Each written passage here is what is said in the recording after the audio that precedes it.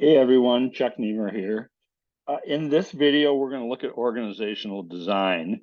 As a quick comment for you, you probably saw it in the last video that you watched here, the one on research models and cost optimization.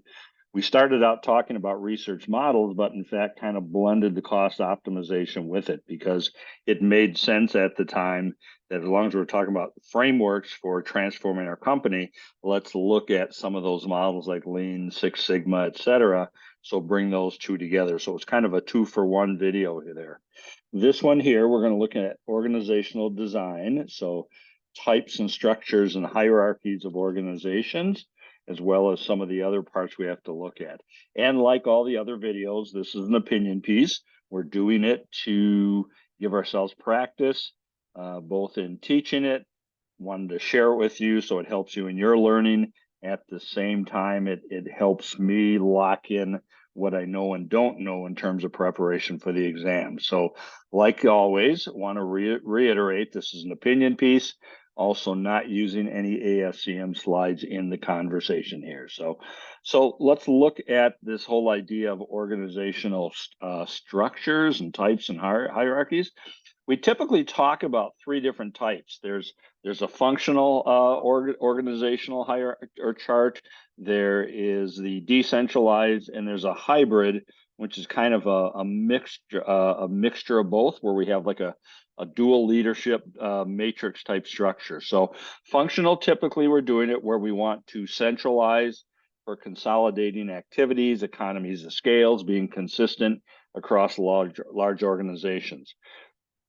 Decentralized is we're taking that decision making down towards the front lines, which allows us to be more immediate with the customer and respond in our decision making, but also to accommodate elements of regional supply chain, cultural differences, levels of autonomy that we want to have down in the front lines. And then of course there's the hybrid, which is typically a touch of both, where we have some independence, but at the same time, we probably have shared services in some areas. We also talk about a matrix structure, which means we have dual lines of control. So I can be in purchasing and I will have a responsibility towards the facility that I support buying raw materials for, but I'll also have responsibility up to a central purchasing department for cost savings, for example, as a whole. And so that's to me, that's always been good intentioned, but really hard to do because now our loyalties potentially run in two directions that can conflict with each other. When we talk about hierarchy as well, hierarchy is where accountability is figured out from.